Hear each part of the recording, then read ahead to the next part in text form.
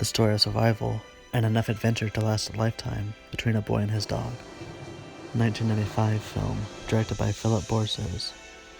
Angus and Yella must work together in order to survive and somehow make it through the wilderness, far from home.